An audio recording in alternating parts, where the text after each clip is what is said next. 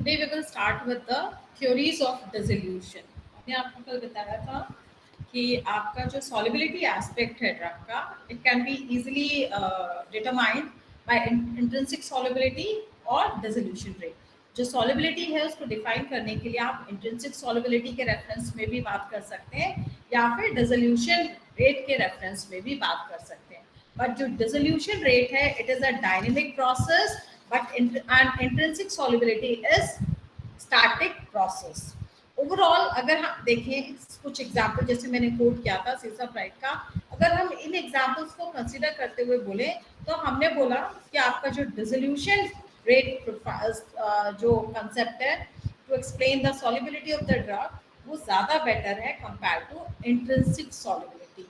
इसका रीज़न है सिस्टम में हमेशा जब भी कोई डोसेज फॉर्म लिया जाता है तो वो ड्रग जो है कहीं ना कहीं आपका जो है प्रोपोर्शन जो जीआईटी ट्रैक्ट है वहाँ पे कभी वो स्टैग्नेंट कंडीशन में नहीं रहती है, आपके स्टैटिक कंडीशन में नहीं रहती, वहाँ पे कंटिन्यूसली जो है आपका प्रोपोर्शन मूवमेंट चलता रहता है. So it is a dynamic process.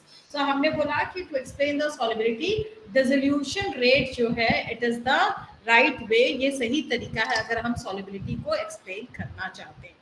Dissolution को एक्सप्लेन करने के लिए तीन थ्योरीज जो आई और जो एक्सेप्ट हुई, बहुत सारी थ्योरीज प्रपोज हुई बट तीन थ्योरीज जो है वो आपकी एक्सेप्ट हुई. और उस केस में आपकी तीन बेसिक थ्योरीज ऑफ डिसोल्यूशन क्या है?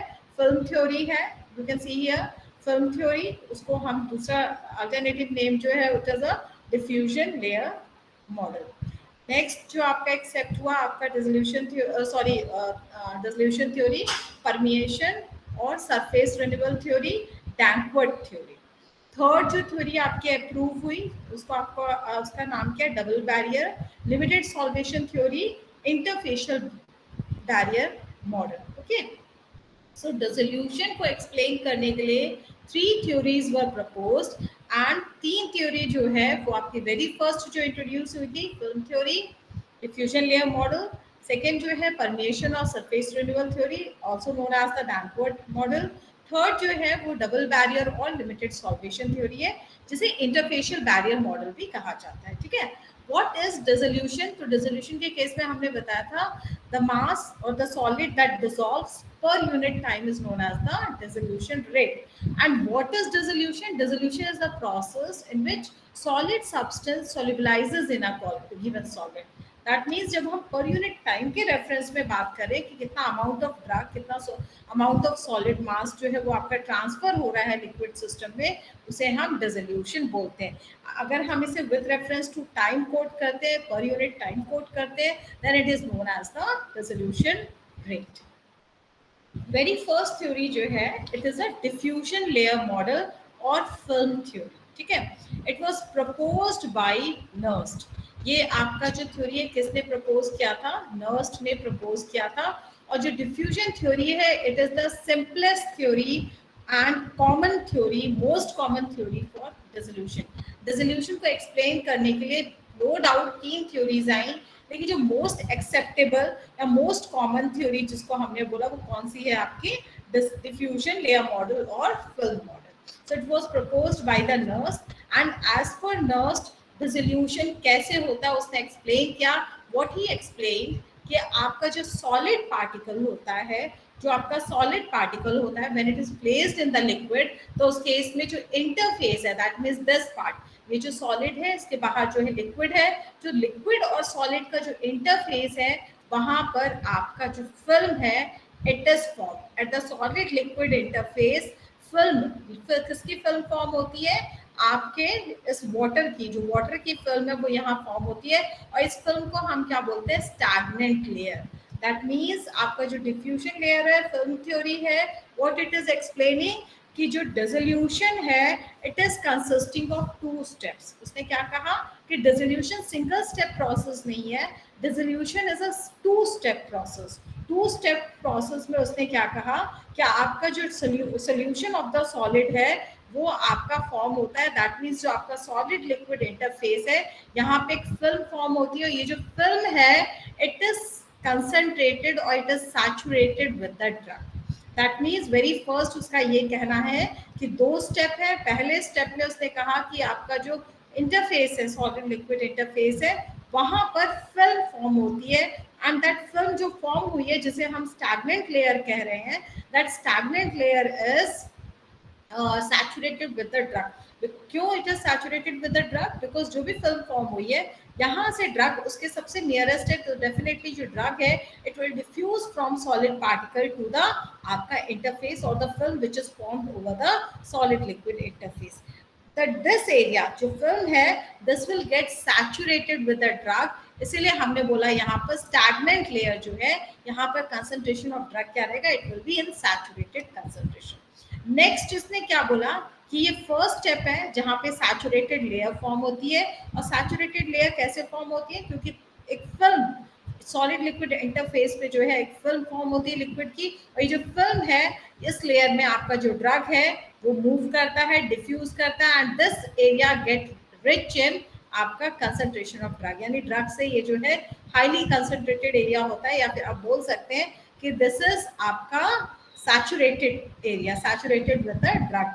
ठीक है, हमने बोला नेक्स्ट स्टेप में क्या होता है, आपका जो बल्क लिक्विड है, दिस इज बल्क फ्लूइड, आप देख रहे हैं जो जिसमें आपका सॉल्वेंट सिस्टम में हमने ड्रग को रखा, this is bulk fluid. So drug in second step drug diffuses from this layer, that mean जो आपका स्टैग्नेंट लेयर है, ड्रग अब जो है यहाँ से आपके बल्क लेयर की तरफ डिफ्यूज होता है। ठीक है, सो डिफ्यूजन ऑफ जो सोल्यूट है from stagnant layer to the bulk of the solution होगा and this step will be slower step। ठीक है, so ये जो step है यहाँ पर जो आपका है step जहाँ पे ड्रग जो है आपके stagnant layer में मूव कर रहा है and ये जो layer it is getting fulfilled by drug, that means saturated जो concentration यहाँ develop हो रहा है, ये जो layer है ये layer जो है very fast form होती है, that means यहाँ पे जो drug का diffusion होता है it is very fast, but in दूसरे स्टेप में जिसमें हम बोल रहे हैं कि अब ड्रग जो है डिफ्यूज कहाँ होगा, it will diffuse from the stagnant layer to the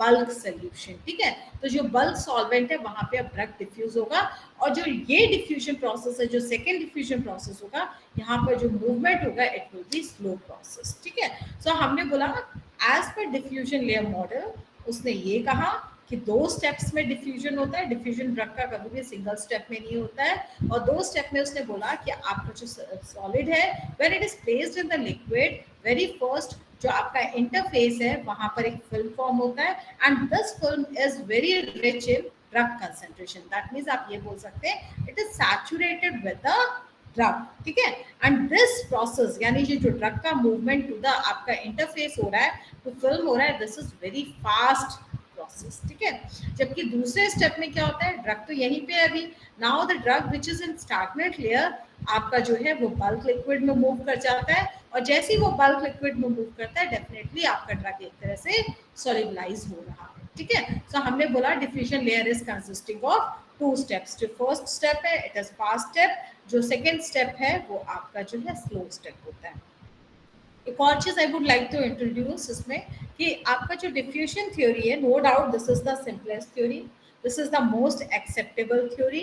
इसके अलावा इस थ्योरी में एक कंडीशन लेके इस थ्योरी को, आपको पता होगा जब भी आप कोई चीज डिजाइन करते हैं कुछ कंडीशंस लेके काम करते हैं। ठीक है, इस थ्योरी में क्या कंडीशंस लेके इस थ्योरी को प्रपोज किया है, ये कंडीशन ली है कि आपका जो भी यानी इस थ्योरी को एक्सप्लेन करने के लिए कंडीशंस क्या है कि आपका जो सरफेस है, आपका जो सॉलिड सरफेस है, यहाँ पर कोई भी आपका जो है रिएक्टिव या केमिकल फोर्सेस एक्टिव नहीं है। That means what condition is taken कि जो आपका सॉलिड सरफेस है यहाँ पर कोई भी केमिकल रिएक्शन या कोई भी रिएक्टिव फोर्सेस जो है एक्ट नहीं कर रही है। फाइनली जो है हम ये बोल सकते हैं कि जो ड्रग का सरफेस है it is remaining constant throughout the dissolution process, ऐसा एजम्पशन लेके डिफ्यूजन लेयर मॉडल को एक्सप्लेन किया। तो same thing is written here, अगर आप देखेंगे that according to this theory dissolution process completes in 2 steps, first stagnant layer formation, दूसरा है diffusion of drug from stagnant layer to the bulk layer, same thing is given here। Definitely आपका जो Nernst था उसने ये एक particular concept propose किया and जो नॉइज विटनी है उसने इसको इक्वेशन फॉर्म में एक्सप्लेन किया। डेफिनेटली कोई भी प्रोसेस जब होता है तो it is necessary to explain करना कि क्या क्या फैक्टर्स उसको अफेक्ट कर रहे हैं, कौन से फैक्टर्स इंक्रीज कर रहे हैं, कौन से फैक्टर्स डिक्रीज कर रहे हैं। ओवरऑल जो है नॉइज विटनी ने जो है एक इक्वेशन जो है डराइव की, एक इक्वेशन रिप्रेजेंट की which was explaining the rate of dissolution. That means कौन कौन से प्रोसेसेस, कौन कौन से फैक्टर्स जो है it affects the rate of dissolution, वो सारी चीजें कंपाइल करके एक इक्वेशन रिप्रेजेंट हुई। और ये इक्वेशन क्या है? This is dc by dt is equal to k cs minus cp। ठीक है, ये इक्वेशन किसने रिप्रेजेंट की? ये नॉइज विटनी ने इक्वेशन रिप्रेजेंट की, जिसमें इसने वही कंडीशन ली कि आपके सरफेस पे कोई भी, यानी जो आपका सॉलिड सरफेस है जो डिसोल्यूशन में जा रहा है, वहां पे कोई भी केमिकल रिएक्शंस नहीं हो रही है, कोई भी रिएक्टिव फोर्सेस जो है वो एक्ट नहीं कर रहे हैं। सेम कंडीशन लेते हुए नॉइज विटनी ने proposed one equation to explain the rate of dissolution. What was the equation? dc by dt is equal to k cs minus cv। ठीक है, dc by dt, what is dc by dt? dc by dt means dissolution rate of the drug। ठीक है, या फिर आप बोल सकते हो rate of dissolution. Rate of dissolution जो है it is dc by dt। k क्या है? डिसोल्यूशन रेट कांस्टेंट है। cs क्या है? Concentration of the drug in stagnant layer. cb क्या है? Concentration of the drug in bulk layer. ठीक है, सो आप बोल सकते हो कि आपका dc by dt, that means जो रेट ऑफ डिफ्यूजन है it is equal to the k and आपका bracket cs minus cv, the concentration of the drug in stagnant layer, the concentration of the drug in bulk। जितना ये concentration gradient ज्यादा बना रहेगा उतना ही diffusion आपका fast होगा, या फिर आप बोल सकते हो डिसोल्यूशन प्रोसेस जो है वो फास्ट रहेगा। ठीक है, सो हमने बोला rate of dissolution is directly proportional to the concentration gradient, that means concentration of the drug in stagnant layer and the concentration of the drug in bulk layer। हमने बोला कि आपका जो नॉइज विटनी इक्वेशन है जो उसने explain किया, only उसने CS माइनस CB जो है उसको उसने कंसीडर किया, but all other factors which were affecting the dissolution वो हिडन फॉर्म में रहे। ठीक है, दैट मीन्स उसको उसने K से रिप्रेजेंट कर दिया, बट हमें तो पता होना चाहिए ना कि कौन कौन से फैक्टर्स जो है डिसोल्यूशन को अफेक्ट करते हैं। जो K कांस्टेंट है इट स्टैंड्स फॉर व्हाट, ये जरूरी था जानना, तो उसको और बेटर वे में हम डिसोल्यूशन को एक्सप्लेन कर सकते थे। नेक्स्ट जो है आपका नॉइज विटनी इक्वेशन जो है मॉडिफाई हुआ, जैसे हमने क्या बोला मॉडिफाइड नॉइज विटनी इक्वेशन। किसने मॉडिफाई किया इस इक्वेशन को? ब्रूनर जो है he incorporated Fick's first law of diffusion और आपका नॉइज विटनी इक्वेशन। ठीक है, आपने जब पैसिव डिफ्यूजन पढ़ा था वहां पर आपने क्या पढ़ा था? पैसिव डिफ्यूजन के केस में कि आपका जो डिफ्यूजन है वो आपका जो है Fick's first law of diffusion से एक्सप्लेन किया गया था। ठीक है, वो वाला इक्वेशन और प्लस नॉइज विटनी इक्वेशन दोनों को कंपाइल करके जो आपका ब्रूनर साइंटिस्ट था ही एक्सप्रेस्ड और he give the one more equation. Brunner ने पहले की जो Fick's first law of diffusion है उसको और नॉइज विटनी इक्वेशन को इनकॉर्पोरेट किया एक दूसरे के साथ, और finally a new equation came जिसे हमने क्या बोला? Modified Noyes Whitney equation. ठीक है, मॉडिफाइड क्यों? क्योंकि नॉइज विटनी ने तो इस फैक्टर को हिडन कर दिया था ना, नॉइज विटनी ने इस फैक्टर को जो है हिडन कर दिया था, तो डेफिनेटली इसको नेसेसरी था एक्सप्लोर करना कि और कौन से फैक्टर्स हैं which affect the dissolution. So noise Whitney जो equation it was modified and modified by the Brunner। उसने क्या क्या है incorporated आपका जो fixed first law of diffusion है उसको noise Whitney के साथ incorporate करके एक equation derive की, एक particular formula develop हुआ जिसमें उसने बोला modified noise Whitney equation, and this is also known as the fixed second law of diffusion। ठीक है, इसे हम fixed second law of diffusion भी कहते हैं।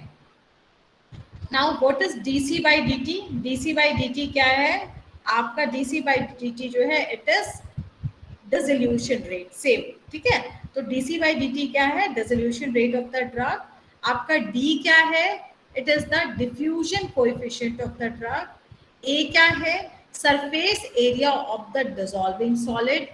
k o by w क्या है? partition coefficient of the drug, जिसमें वाटर बाई ओ है, दैट मीन्स जो ड्रग है हाइड्रोफिलिक ड्रग्स जो है वो आपके rate of dissolution will be more in case of the drugs जो आपके हाइड्रोफिलिक है या जिनका पार्टीशन कोएफिशिएंट जो है वो आपके वाटर वर्क की वजह से जो है अल्टीमेटली आ रहा है, ठीक है। तो हाइड्रोफिलिक ग्रुप्स जो है ऐसे ड्रग्स जो है वो आपका जो है गुड डिसोल्यूशन शो करेंगे। नेक्स्ट हमने बोला CS माइनस CV जो कि आपको ऑलरेडी नॉइज पिकनिक इक्वेशन में मैंने एक्सप्लेन किया, concentration of the drug in stagnant layer, concentration of the drug in bulk layer, ठीक है। What is B? It is the dissolution volume. What is H? It is the thickness of the membrane, ठीक है। आपका जो rate of dissolution है it is directly proportional to these factors. आप देखिए noise Whitney equation जब तक modified Noyes Whitney equation नहीं थी तो you are not able to find कि कौन कौन से जो चीजें हैं, कौन कौन सी चीजें हैं, कौन कौन से फैक्टर्स है, कौन कौन से रीजंस है which can affect the dissolution, ठीक है।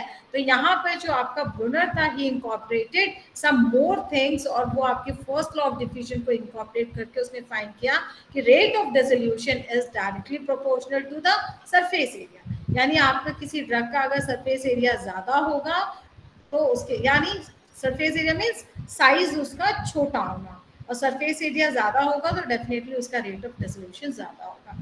Partition coefficient that means KO/W नहीं, KW/O जिसका ज्यादा होगा, वाटर में पार्टीशन होने की कैपेबिलिटी जिसकी ज्यादा होगी, this type of drug will be directly proportional to the आपका डिसोल्यूशन। सेम वे हमने बोला कंसंट्रेशन ग्रेडियंट जितना एग्जिस्ट करेगा उतना आपका जो है रेट ऑफ डिसोल्यूशन फास्ट होगा।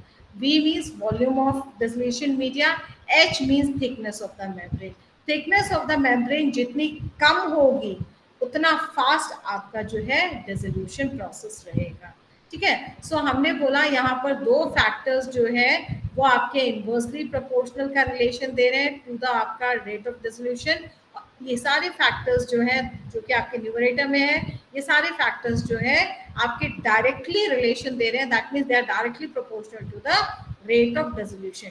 आपका diffusion coefficient of the drug है, आपका सरफेस एरिया है, आपका पार्टीशन कोएफिशिएंट है, आपका concentration difference between bulk and stagnant layer है, this all is directly proportional to the rate of dissolution. While जो आपका वॉल्यूम ऑफ डिसोल्यूशन मीडिया है या जो थिकनेस ऑफ स्टैग्नेंट लेयर है एक तरह से बोल सकते हो, या थिकनेस ऑफ आपका जो स्टैग्नेंट लेयर है, क्योंकि स्टैग्नेंट लेयर क्यों बोल रहे हैं, डेफिनेटली उस थिकनेस के अकॉर्डिंगली हमारा जो डिफ्यूजन है वो वैरी करेगा। आप इमेजिन करिए कि अगर कोई विस्कस सोल्यूशन होता है तो विस्कस सोल्यूशन के केस में क्या होता है, जो एडहेर्ड लेयर होती है इट बिकम्स मोर थिक, यानी जो स्टैग्नेंट फिल्म फॉर्म होगी वो ज्यादा थिक होती है and diffusion takes more time to diffuse. लेकिन यही अगर आपका कोई सिंपल लिक्विड है तो उस केस में आपका जो है जो फिल्म फॉर्म होती है, जो स्टैग्नेंट फिल्म फॉर्म होती है वो कम थिक होती है, थिन होती है, that means drug can easily dissolve. So dissolution is dependent on thickness of the आपका जो भी स्टैग्नेंट लेयर है, thickness of the film, on this also rate of dissolution is dependent. So this was explained by Brunner by incorporating the fixed first law of diffusion and Noyes-Whitney equation. Finally it was known as the modified Noyes-Whitney equation or fixed second law of diffusion. Now next is यहाँ पर एक चीज मैं आपको explain करूंगी आपके modified noise-Whitney equation में कि आप यहाँ पर अगर देखते हैं CS माइनस CB है same as like a first law of diffusion जो था उसके अकॉर्डिंग ही है, Fick's first law of diffusion. वहां पर हमने सेम केस देखा था और ये डिसोल्यूशन रिलेटेड केस है, ठीक है।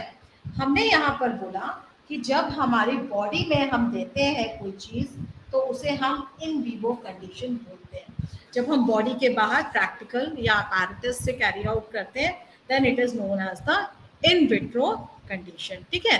यानी इन विवो में सिंक कंडीशन होती है, इन विट्रो में non sink condition, SINK। Sink का मतलब होता है कि कंसंट्रेशन जो है कंटिन्यूअसली मूव करता रहेगा, या बोलिए कि कंसंट्रेशन ग्रेडियंट जो है वो हमेशा एग्जिस्ट करेगी, कभी भी इक्विलिब्रियम की कंडीशन डेवलप नहीं होती है इन विवो कंडीशन में, जिसे हम सिंक कंडीशन कहते हैं। While in case of in vitro studies आपका जो है इक्विलिब्रियम, या फिर आप बोल सकते हैं कि जैसे ही डिफ्यूज हुआ कुछ टाइम के बाद जो है as it will reach to the equilibrium, जो डिफ्यूजन प्रोसेस है या डिसोल्यूशन प्रोसेस है, it gets stopped.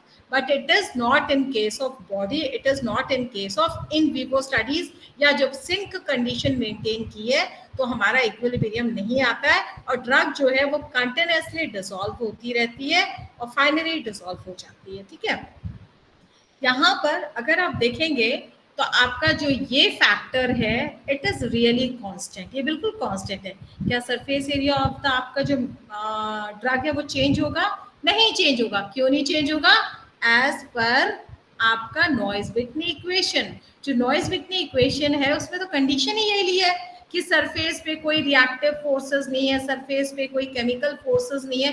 When there is no chemical और reactive forces on the surface of the आपका ड्रग मॉलिक्यूल या सरफेस ऑफ द सॉल्यूट, तो उस case में क्या होगा? डेफिनेटली जो सरफेस है या जो वॉल्यूम ऑफ द आपका सॉलिड है या surface area of the solid है, it is going to remain constant. यही रीजन है कि इस इक्वेशन में ये कंडीशन लेके ये इक्वेशन आई है.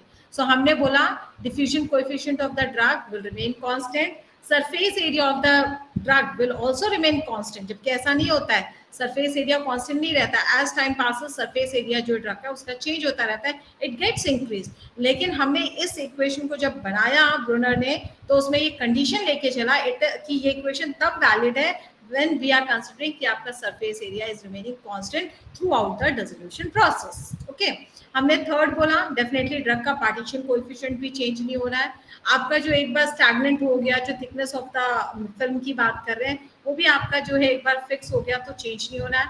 वॉल्यूम ऑफ फ्लूइड जो है वो भी आपका चेंज नहीं हो रहा है. So ultimately you can say कि आपका DAKW/O divided by BH it is really constant.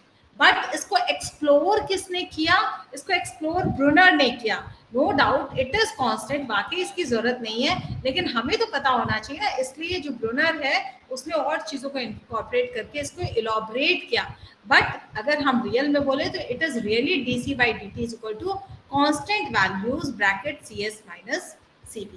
ठीक है, यहाँ पर हमने बोला कि आपका जो CB है यानी concentration of the drug in bulk. जो concentration of the drug in bulk है, हम सिंक कंडीशन की बात करें, we are talking about the sink condition. Equation क्या बनेगी? dC/dt is equal to K overall constant. ठीक है, और CS माइनस CB. आप K नहीं ले लो, आप P ले लो. अगर आपको ऐसा लग रहा है कि ये भी K है वो भी K है, देन टेक P. तो L ले लो, जो भी लेना है, बट तुम्हें पता है कि वो फर्दर अगर लॉन्गेट हुआ तो क्या बनेगा. सो हमने बोला dC/dt is equal to constant यानी K एंड ब्रैकेट में CS minus CB. Sink condition की बात अगर हम करें तो हमने बोला सिंक कंडीशन के केस में ऑलवेज जो मूवमेंट ऑफ द ड्रग है it will be from solute to आपका बल्क. क्यों? हमने बोला वहां पे हमेशा जो है सिंक कंडीशन रहेगी, कभी भी इक्विलिब्रियम अचीव नहीं होगा. और जब कभी भी इक्विलिब्रियम अचीव नहीं होगा तो उस केस में क्या रहेगा? डेफिनेटली आपका जो CB है it will always be in minimum value. यह हमेशा नीचे रहेगा, यह हमेशा हाई वैल्यू पे रहेगा. कंसंट्रेशन ग्रेडियंट हमेशा एग्जिस्ट करती रहेगी जिसकी वजह से ड्रग जो है कंटिन्यूअसली मूव होता रहेगा और आपका एब्सॉर्ब होता रहेगा या डिसॉल्व होके सिस्टम में जाएगा. ठीक है, लेकिन ये जो CB है that means it will always in lowest value, वो हमेशा कम रहेगा. तो हम इसको इग्नोर कर सकते हैं. जब पूरे प्रोसेस में जब यह हमेशा ही कम रहना है तो ये इग्नोरेबल वैल्यू बन जाती है. ठीक है, सिर्फ बचा क्या अब CS concentration in stagnant layer. ठीक है, कंसंट्रेशन इन स्टैग्नेंट लेयर के केस में हमने बोला कि जो CS है नॉर्मली जब हम डिफ्यूजन की बात कर रहे थे, वहां पे फर्स्ट लॉ ऑफ डिफ्यूजन की बात कर रहे थे, तो वहां पर हमने ये कंडीशन नहीं ली थी कि जो सरफेस है, जो पार्टिकल सरफेस है, इट विल रिमेन कांस्टेंट. तो हमने बोला कि ये जो CS है, CS minus CB concentration gradient है, ये जो CS है ultimately this is also constant. ये कांस्टेंट क्यों है? क्योंकि हमने बोला जो भी ड्रग है उसका सरफेस जो है वहां पे कोई भी रिएक्टिव फोर्सेस नहीं है. जो आपका सॉलिड सरफेस है, जो सॉलिड सरफेस एरिया है, it will remain constant throughout the condition. तो जब आपका वो भी प्रोसेस कांस्टेंट रहेगा तो डेफिनेटली जो CS means concentration of the drug in stagnant layer, ये भी कांस्टेंट हो जाएगी. जब आपका सरफेस एरिया कांस्टेंट है ड्रग का, उसके बाहर जो फिल्म है उसमें सैचुरेटेड लेयर है, when this is remaining constant, जब आपका सॉल्यूट कांस्टेंट है, तो definitely the concentration of the drug in stagnant layer will also remain constant. तो आप इसको भी इग्नोर कर सकते हैं, ठीक है। तो हमने बोला फाइनली जो इक्वेशन है वो क्या आएगी, dc by dt is equal to k, क्योंकि ये वैल्यू तो हट गई, इग्नोरेबल वैल्यू बन गई, इसने भी कांस्टेंट रहना है, इसने भी एक ही कांस्टेंट जैसा वैल्यू रहना है, ये इग्नोरेबल वैल्यू हो गई। फाइनली इक्वेशन क्या है, dc by dt is equal to आपका k। और अगर आप इस इक्वेशन को देखेंगे, that means in sink condition dissolution process will follow the zero order kinetic. मेरी बात समझ रहे हैं? आपके सिंक कंडीशन में डिसोल्यूशन प्रोसेस जो है वो आपका जीरो ऑर्डर काइनेटिक फॉलो करती है, while in case of non sync condition SINK आपका जो डिसोल्यूशन प्रोसेस है it follows the आपका फर्स्ट ऑर्डर काइनेटिक। आप ध्यान से सुनिए दो चीजें, जब आप फर्स्ट लॉ ऑफ डिफ्यूजन की बात कर रहे थे तो वहां पर सिंक कंडीशन जो है वो फर्स्ट ऑर्डर काइनेटिक फॉलो कर रही थी, यहाँ पर डिसोल्यूशन के केस में जो सिंक कंडीशन है it is following the zero order kinetic. while in case of आपका फर्स्ट लॉ ऑफ डिफ्यूजन जो Fick's first law of diffusion था वहां पर नॉन सिंक कंडीशन जो है it was following the zero order kinetic, but in case of dissolution जो आपका second law of diffusion है यहाँ पर आपका जो है non sink condition is following the first order kinetic. ये दोनों एक दूसरे से अपोजिट है, दोनों को मैंने एक्सप्लेन किया है, ठीक है। तो हमने बोला मॉडिफाइड नॉइज विटनी इक्वेशन के अकॉर्डिंग सिंक कंडीशन में if you are performing the dissolution this will follow the zero order kinetics. If you are following the non sink condition means concentration built up हो रहा है, तो उस case में आपका जो डिसोल्यूशन प्रोसेस है it will follow the first order kinetic, ठीक है। So this is diffusion theory, this is film theory. Now to obtain, there are various ways to obtain the in vitro in vivo correlationship, ठीक है।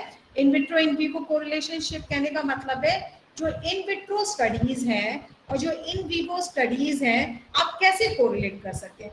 आपको जो in vivo है यानी जो body में कंडीशंस है वैसी ही कंडीशंस अगर आप बाहर रखते हैं तो ही आप इन विट्रो स्टडी को इजीली कोरिलेट कर सकते हैं इन विवो से। जैसे मैंने बोला कि आपका मैक्सिमम ड्रग जो है 15 मिनट में रिलीज हुआ, मैक्सिमम ड्रग रिलीज अगर 15 मिनट्स में हो रहा है तो हमारा इन विवो के लिए अजम्पशन क्या रहेगा कि 15 मिनट्स में हमारा Cmax रीच करना चाहिए। That means this is in vivo correlationship. Data हमने बाहर इंटरप्रेट किया लेकिन दैट डेटा से जो है उस डेटा से we can easily correlate in vivo data, ठीक है। So this is called in vitro in vivo correlationship. How we can obtain the good in vitro in vivo correlationship, जब हम इंटरनल जो कंडीशंस है जो बॉडी की conditions है जो आपकी इन विवो कंडीशंस है अगर हम उन कंडीशंस को प्रैक्टिकली वैसे ही बाहर मेंटेन करें देन ओनली हम जो है इन विट्रो इन विवो कोरिलेशनशिप का कंसेप्ट अप्लाई कर सकते हैं या उसका बेनिफिट ले सकते हैं। सबसे पहला हमने बोला कि जब भी आप इन स्टडी कर रहे हो डिसोल्यूशन अपैरेटस में और आप उसकी जो है प्रोफाइल्स आप उसका जो है ADME जानना चाहते हैं तो उस केस में डेफिनेटली आपका जो बाहर स्टडीज कैरी आउट कर रहे हैं वो एग्जैक्टली अंदर जो बॉडी में है वैसी ही कंडीशंस मेंटेन की जाती है, ठीक है। जैसे हमने बोला इन विट्रो कंडीशन में हम क्या बोलते हैं कि हमेशा जो है आपका कंसंट्रेशन ग्रेडियंट एग्जिस्ट नहीं करता है, एक टाइम के बाद कंसंट्रेशन ग्रेडियंट जो है फॉल कर जाता है एंड फाइनली जब प्रोसेस है इट गेट्स स्टॉप्ड। तो हमने बोला कि आपके इन विट्रो स्टडी के केस में जो ड्रग है वो आपका नो डाउट स्टार्टिंग में मूव करेगा till concentration gradient is there, but जैसे ही थोड़ा सा कंसंट्रेशन बिल्टअप होता है आपके सॉल्वेंट सिस्टम में आपका जो आप डिसोल्यूशन प्रोसेस है वो थोड़ा थोड़ा स्लो डाउन होने लगता है। तो हाउ हम उसको कैसे करें, क्या टेक्निक्स ऑप्ट करें कि वो एग्जैक्टली सिंक कंडीशन जैसी कंडीशंस को मेंटेन करें, ठीक है। सो हमने बोला increase volume of dissolution. Definitely अगर आप वॉल्यूम ऑफ डिसोल्यूशन बढ़ा देंगे तो उस केस में क्या होगा, आपका जो ड्रग है उसके फिल्म लेयर से वहां पे डिफ्यूज होने में आपका फास्ट डिफ्यूज होगा और आपका कंसंट्रेशन बिल्टअप जो है वो बिल्कुल भी नहीं होगा लार्ज वॉल्यूम ऑफ डिसोल्यूशन में। That means when the volume of dissolution will be more, तो क्या वहां पे कंसंट्रेशन बिल्टअप होगा? जल्दी नहीं होगा। और आपका ओवरऑल प्रोसेस जो है, डिसोल्यूशन प्रोसेस जो है, जो movement of drug from stagnant layer to the bulk layer है, it will be continue, directly वो कंटिन्यू करता जाएगा, ठीक है। सो एक वे है कि हम सिंक कंडीशन को अगर मेंटेन करना चाहते हैं तो उस केस में हम वॉल्यूम ऑफ डिसोल्यूशन मीडिया जो है उसको इम्प्रूव करें। अनदर वे क्या है? Bathing the dissolving solid in fresh solvent. दूसरा तरीका ये है कि आप कंसंट्रेशन अगर बिल्टअप को अवॉइड करना चाहते हैं तो every time expose the solid या जो भी आपका डिसॉल्व हो रहा है इन फ्रेश सॉल्वेंट। जब आप उसे फ्रेश सॉल्वेंट में अगर एक्सपोज करते जाएंगे तो डेफिनेटली कंसंट्रेशन बिल्टअप नहीं होगा आपके सॉल्वेंट मीडिया में, due to which release profile जो है, या फिर आप बोलिए जो आपका डिसोल्यूशन प्रोसेस है, it will also not get affected.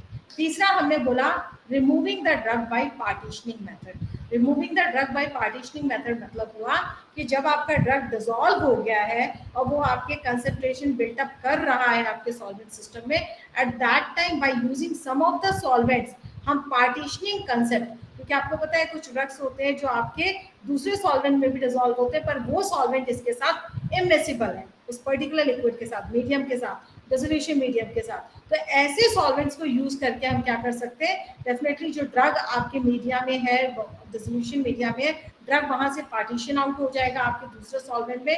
जैसे वो वहां पार्टीशन आउट होगा, उससे क्या होगा? जो भी आपका डिसोल्यूशन मीडिया था which was getting saturated with the drug, वो आपका धीरे धीरे खाली हो जाएगा and the sink condition can be maintain. Third है हमारा एडिंग वाटर मिसिबल सॉल्वेंट। आपको पता है को सॉल्वेंट्स अगर आप ऐड करते हैं तो वो फेवर करता है आपकी सॉल्युबिलिटी को। फोर्थ है आपका, फिफ्थ है add adsorbent to remove the dissolve solid. That means जो आपका डिसोल्यूशन मीडिया में ड्रग डिसॉल्व हो चुका है, जिसकी वजह से कंसंट्रेशन बिल्टअप हो रहा है आपके डिसोल्यूशन मीडिया में, वो आपका कंसंट्रेशन बिल्टअप आप कैसे रिड्यूस करेंगे? या तो सॉल्वेंट यूज करिए, ऐसा सॉल्वेंट जिसमें ड्रग पार्टीशन आउट हो जाए, या अनदर वे है क्या आप जो ड्रग है, जिस जो उसमें है ड्रग, जो भी आपके मीडिया में ड्रग है, उसको रिमूव करने के लिए एड्सॉर्बेंट यूज करिए, जैसे चारकोल। जब आप चारकोल यूज करेंगे तो क्या होगा? जो ड्रग है it will get absorbed over the charcoal, और जो सॉल्वेंट सिस्टम है जिसमें ड्रग डिसोल्यूशन प्रोसेस चल रहा है वो उससे फ्री हो जाएगा। Ultimately sink condition can be maintain. So these are some of the ways जिससे आप in vitro in vivo correlationship maintain कर सकते हैं। या फिर आप बोल सकते हैं कि जो आपने डिसोल्यूशन प्रोसेस कहा कि इन विवो के केस में तो ड्रग फास्ट अब्सॉर्ब होती है, क्यों? कंसंट्रेशन ग्रेडियंट एग्जिस्ट करता है। बट व्हेनेवर यू परफॉर्म ऐसे स्टडीज को हम लैब में करते हैं तो आपका क्या होता है? कंसंट्रेशन ग्रेडियंट जो है वो आपका एग्जिस्ट नहीं करता है, स्टार्टिंग में रहता है। धीरे धीरे जब आपका जो कंसंट्रेशन इन बल्क है जब वो बिल्टअप हो जाता है वहां पर, तो definitely diffusion process slow down हो जाता है और डिसोल्यूशन प्रोसेस आपका धीरे धीरे हैम्पर करने लगता है या स्लो डाउन होने लगता है। सो ये सारे स्टेप्स हम फॉलो करके we can obtain the good in vitro in vivo कोरिलेशनशिप।